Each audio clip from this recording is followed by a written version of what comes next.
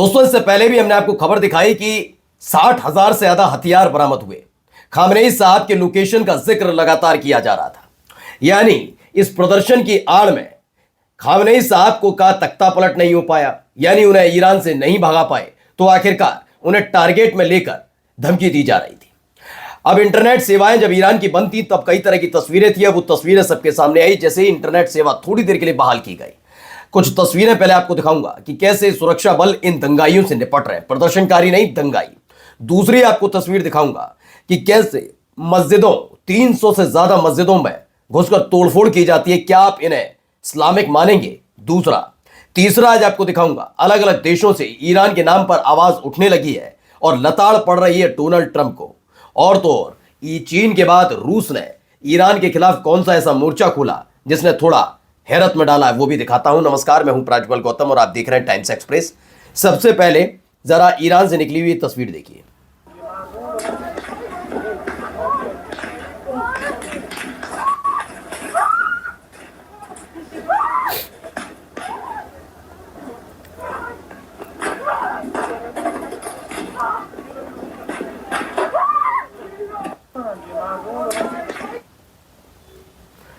तो ये तस्वीर निकलकर सामने आई। ईरान मास्केर का नया वीडियो सामने आया। तेहरान में हुए हालिया प्रदर्शन के वीडियो सामने आए जिनमें घायल लोग, सड़कों पर खून और बैकग्राउंड में फायरिंग की आवाज़ें सुनाई दे रही हैं। रिपोर्ट्स के मुताबिक पिछले हफ्ते आर्या शहर इलाके में प्रदर्शनकारियों पर गोली चलाए जाने की शुरुआती तस्वीर ये बताई जा रही है, जिसमें सीधे सीधे ये उस दौर की तस्वीर है, उस दौर की वीडियो है जब इनका खुलासा हो रहा था कि वहाँ जो कुछ हो रहा है ये वो सब कुछ इन्हीं के बदौलत हो रहा है। यानी कि ईरान में इजराइल और अमेरिका के एजेंट पकड़े जा रहे थे और उसके बाद ईरान के सुरक्षा बल ने कुछ इस तरीके से काबू करने की कोशिश की थी। आदिवासी ऑयल मार्केट में जो आदिवासी हेयर ऑयल बिक रहा है ना, उनमें से 90% सिर्फ नाम के आदिवासी होते हैं। असली फॉर्मूला बहुत कम लोगों तक पहुंचता है। ये कोई नॉर्मल हेयर ऑयल नहीं है और ये बिल्कुल भी फैक्ट्री मेड, फेक या डुप्लीकेट प्रोडक्ट नहीं है।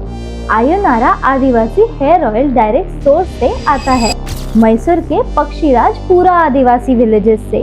कंपनी की टीम खुद गांव तक जाती है, वहीं के ट्रेडिशनल ऑयल मेकर से ओरिजिनल पक्षीराज पूरा फॉर्मूला वाला ऑयल कलेक्ट करती है।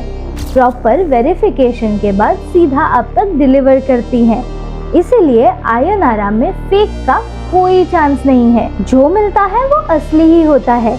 इसी ओरिजिनल आदिवासी फॉर्मूला की वजह से 15 से 20 दिन के रेगुलर यूज में ही रिजल्ट दिखना स्टार्ट हो जाता है। हेयर फॉल कंट्रोल होता है, स्कैल्प नरिश होता है और नेचुरल हेयर ग्रोथ सपोर्ट मिलता है। 3 मंथ्स के कंप्लीट यूज से बेस्ट और लॉन्ग टर्म रिजल्ट्स मिलते हैं। अगर आप सिर्फ लेबल नहीं असली आदिवासी ऑयल चाहते हो तो आयोनारा चूज करो। सिर्फ 1500 रुपए में फ्री डिलीवरी के साथ।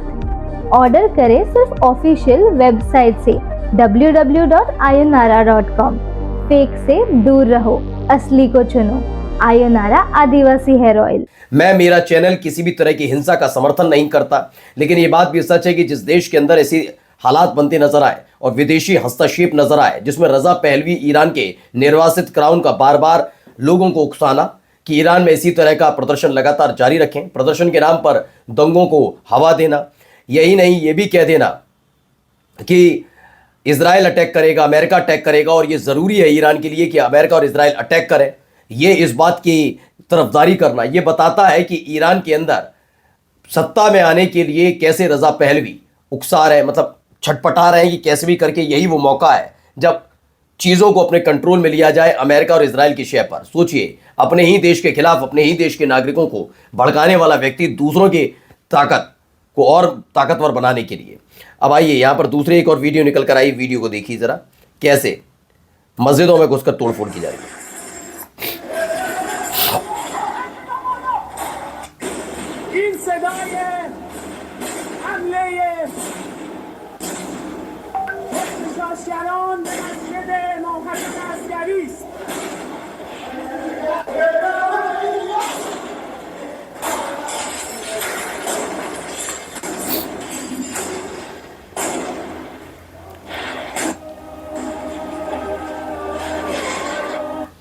तो दावा क्या है? दावा है कि एक पूर्ण इस्लामिक देश में 300 मस्जिदें हमले का शिकार हो जाएं।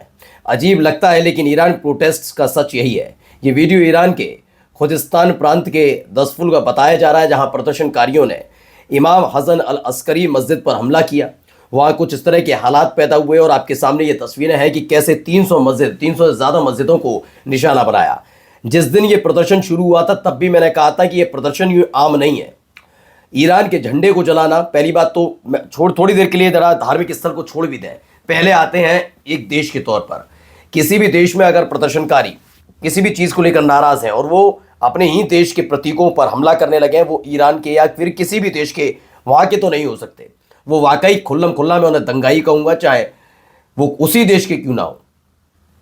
दूसरा, ये जब इस्लामिक देश है, एक ऐसा देश जहाँ पर हर धर्म के लोग रहते हों, वहाँ पर अगर दूसरे के धार्मिक स्थल को निशाना बनाया जाए तो ये समझ में आता है कि वो अपना गुस्सा उनके धार्मिक स्थल पर निकाल रहे हैं। लेकिन चूंकि ईरान एक इस्लामिक राष्ट्र है, पूर्ण इस्लामिक राष्ट्र है, वहाँ पर क्या मुसलमान अपनी ही मस्जिदों को फूंक देंगे? अगर सरकार से नाराज भी हैं तो ये एक सवाल उठता है, कौन है ये लोग? यानी ईरान के लोग नहीं थे। अब इनसे निपटने के लिए सुरक्षा बल लगाया गया। स्पेशल फोर्सेस कौन सी हैं, जरा देखिए पहले।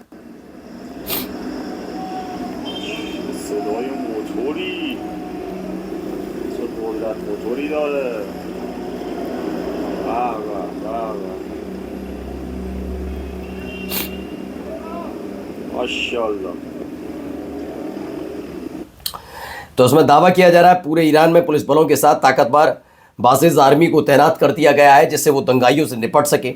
इनकी गाड़ियां लगातार पूरे चप्पे चप्पे में ईरान में, खासतौर पर तेहरान, चूंकि अब जो दंगाइयों का एक झुंड रह गया है, वो दावा है कि पूर्वी तेहरान में अब भी सक्रिय है, जिन तक हथियार पहुंचाने के लिए लाख कोशिश की जा रही है। अब तक कई हथियार ऐसे जब्त किए गए, तबरेज प्रांत के साथ साथ बुशहर में भी जब्त किए गए, जहां पर फोर्सेस वो चाहते थे कि ये सारे के सारे हथियार इन दंगाइयों तक पहुंचे और एक बार फिर से वही उत्पात देखने को मिले, लेकिन वो कामयाब नहीं हो पाए। अब आप देखिए यहाँ क्या हो रहा है, जरा वही एक और वीडियो।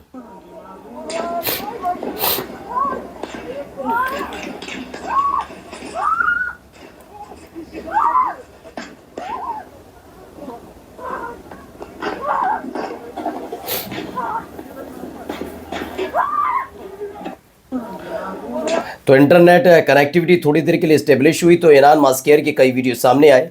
ईरान रिवॉल्यूशन 2026 के नाम पर हिंसक प्रदर्शन और दंगा करने वालों पर IRGC ने कुछ इस तरह से गोलियां बरसाई हैं। ये तस्वीर निकल कर आई। फिर मैं अपने दर्शकों से कह दूं, हम किसी भी तरह की हिंसा का समर्थन नहीं करते, लेकिन ये भी देखना होगा कि जो 200 से ज़्यादा लोगों की मौत ईरान के अंदर हुई, उसके पीछे कौन है। क्योंकि खास तौर पर सिर पर निशाना बनाया गया था। ये ईरान की सरकार का दावा है कि जितने ईरान में लोग मारे गए, ना वो सुरक्षा बल में सवार थे और ना ही वो ईरान में उस प्रदर्शन का हिस्सा थे। यानी आम नागरिकों को निशाना किसने बनाया, ये बड़ा सवाल है, किसके इशारे पर, क्योंकि बार बार अलग अलग जगह से ऐसी ही खबरें निकलकर सामने आती हैं। अब आइए यूरोपीय संसद में कैसे लताड़ पड़ रही है वो भी सुनिए। Demander une nouvelle sanction contre l'Iran parce que l'Iran a clairement violé le droit international en répliquant à la destruction de son consulat par Israël. Pourquoi alors vous n'appelez pas à des sanctions contre Israël quand Israël bombarde la Syrie, le Liban, des hôpitaux à Gaza, un consulat iranien ou quand des missiles israéliens tombent même en Irak. Vous appelez terroriste une partie de l'armée iranienne. Mais parlerez-vous aussi de terrorisme d'État de la part de l'armée israélienne? Vous voyez des jets, des avions de chasse européens. तो यूरोपीय सांसद है mark बोटेनगा, उन्होंने कहा आप Iran पर नए प्रतिबंध लगाने में जल्दबाजी करते हैं, जबकि सीरिया, लेबनान, इराक, ईरानी दूतावास और गजा के अस्पतालों पर बमबारी करने के बावजूद इसराइल पर कोई प्रतिबंध नहीं लगाया गया। अंतर्राष्ट्रीय कानून सभी पर लागू होना चाहिए, इस बात की अपील करते नजर आए। और जाते आते देखिए चीन के बाद रूस ने मोर्चा खोला है। I have already spoken about how turbulent the beginning of this year has been. We have borne witness to unprecedented events, to a gross armed incursion of the US in Venezuela with dozens of injured and dead. तो रूस ने दिया Iran को खुला समर्थन, America को चेताया है। रूस के विदेश मंत्री ने वेनेजुएला पर कार्रवाई को अंतर्राष्ट्रीय कानून का बड़ा उल्लंघन बताया। यही नहीं, इसे अमेरिका द्वारा स्थापित वैश्विक व्यवस्था को तोड़ने वाला कदम बताया। यही नहीं, अमेरिका की ईरान को धमकाने के प्रयास को भी चिंताजनक कहा और इसे बाहरी हस्तक्षेप से स्थिति और बिगड़ सकती है, ऐसा दावा किया गया है। नमस्कार।